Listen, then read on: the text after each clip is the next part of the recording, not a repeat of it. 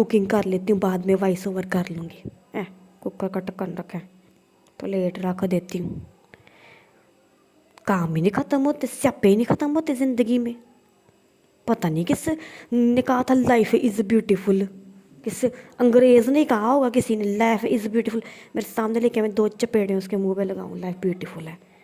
एक मुसीबत ख़त्म नहीं तो दूसरी तैयार होती है, मुझे भी हल करो। दूसरी ख़त्म नहीं तो तीसरी कहते हैं वो पहले 2 को छोड़ के मुझे हल कर लो। पता नहीं हमारे दादे परदादे कैसे 80-90 साल कट के गए हैं दुनिया में। मैं तो 20s में ही मेरी बस हो गई है। काम ही नहीं ख़त्म होते, काम क्या मुसीबतें ही नहीं ख़त्म होती। हाँ मुसीबतें ही हैं।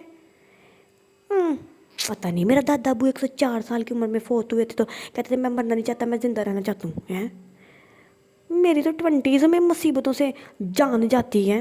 पढ़ो तो रिजल्ट रिजल्ट आया तो डॉक्टर बनना, डॉक्टर बन गया तो 10 काम आगे तैयार होते हैं। हो गया तू डॉक्टर बन गया, अब हमें भी हल कर। एक स्यापा ख़त्म नहीं, दूसरा स्यापा ख़त्म नहीं, पहला स्यापा। पता नहीं कौन कहता लाइफ इज़ ब्यूटीफुल। कहता कौन था लाइफ इज़ ब्यूटीफुल? कहता कौन था?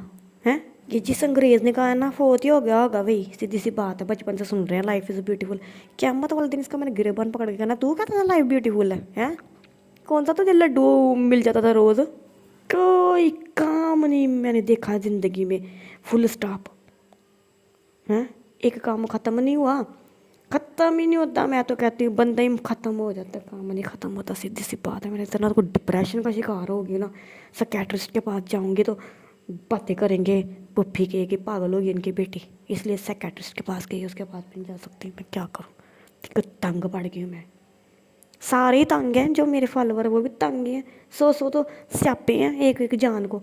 हाँ भले 18 साल के बच्चे को पूछ ले कि मैं भी स्यापों में फंसा हुआ। कम ही ख़त्म नहीं होते। पता नहीं, मुझे तो समझ नहीं आती। 80-90 साल के किसी बाबे से पूछूं तुमने 80-90 साल काटे कैसे हैं इस दुनिया में? मेरी तो 25-26 साल में जाके सच्ची बात है दिमाग पों गया है।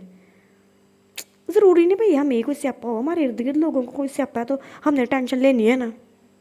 टेंशन ही नहीं ख़त्म होती, टेंशन ही नहीं ख़त्म होती। सही कहता इमरान खान, कब्र में सुकून है। तो लगता कब्र में सुकून है। भाई लाइफ भी अजीबो गरीब ही है। मैं इधर टेंशन बैठी हूँ, पीछे ढोलकी बज रही है पिछड़ों के घर। कुड़ी का ब्याह हो गया जी, कुड़ी के बन्नू है रचने वाली, आंचल में तेरे तारे हैं। जा तू सोरे, तुझे पता चलेगा तेरे सारे तारे मोती बाहर आ जाने। क्या मनु सो क्या तुम बंद करें अपनी हंसी। मेरा सर में दर्द हो रही है, तुझे हंसी चढ़ी हुई है। हाँ क्या लाइफ की डेफिनेशन बताऊँ? लाइफ की डेफिनेशन मैं बताती हूँ। दुनिया में आए हो ना, 100 काम तेरी जान को चमड़ जाते हैं, हमें करो। एक तो पुप्पी ने मैसेज करके जान खा रही है कि भाई अल्हम्दुलिल्लाह क्यों लिखा हुआ स्टेटस पे। इसको ये भी बताओ जी अल्हम्दुलिल्लाह क्यों लिखा हुआ। मैं तेरे को मुझे गुस्सा चढ़ा है।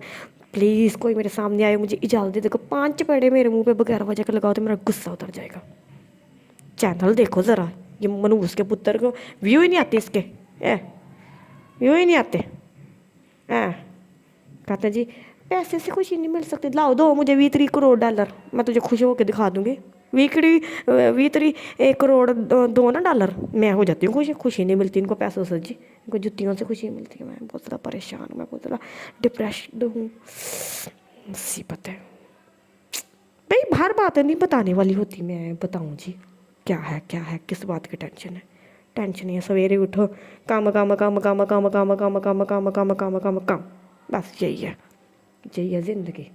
बचपन में सोचा था कि बड़े होके लड्डू पेड़े बर्फ़ी तीनों चीज़ें इकट्ठी ही मिल जाएंगी मुझे। बड़े होके 7 काम पहले तैयार है हमें करो। मैं बताऊँ।